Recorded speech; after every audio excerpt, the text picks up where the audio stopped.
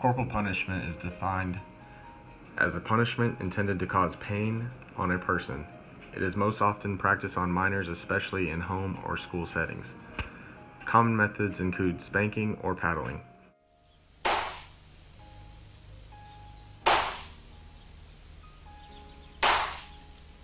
Discipline is important within schools because it is a place where children come to learn. Without it, children would not be able to focus on their schoolwork.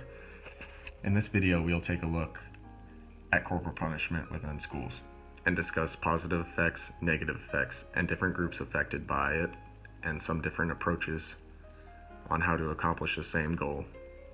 School corporal punishment majorly hinders children that come from abusive homes. Corporal punishment can have adverse effects such as physical harm, poor moral internalization, increased antisocial behavior, increased aggression, damaged education, school avoidance, increased dropout rates, damaged family relationships, and increased acceptance and use of violence. If a child is already being abused at home, you can infer that these effects would be even higher.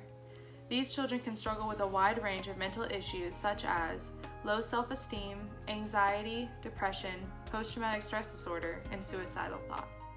Did you know in nearly half the states, teachers are permitted to hit their students? And according to a report today from human rights advocates, nearly 250,000 kids got hit during a recent school year.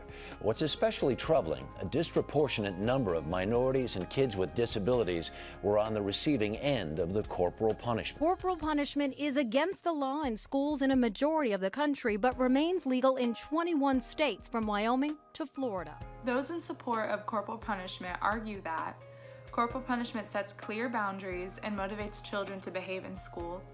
Corporal punishment is the appropriate discipline for certain children when used in moderation, and corporal punishment is often chosen by students over suspension or detention. You know, they may think about doing something, but when they think about corporal punishment, that fear will make them say, no, I don't think I'm going to do that right now. The cons of corporal punishment are that it can inflict long-lasting physical and mental harm on students. Corporal punishment creates an unsafe and violent school environment, and corporal punishment is an inappropriate punishment that harms the education of children. Some alternative recommendations are that you can negotiate a compromise, use guidance and counseling methods, and also to set boundaries, you need to learn to recognize the appropriate behavior and do not put your hands on the students.